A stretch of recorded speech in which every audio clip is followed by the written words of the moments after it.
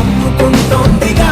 ఏంటో చంటి పిల్లాడిలా నేనే తప్పిపోయానుగా. నన్నే వెతుకుతూ ఉండగా నీలో దొరుకుతున్నానుగా. ఉండిపో ఉండిపో చేతిలో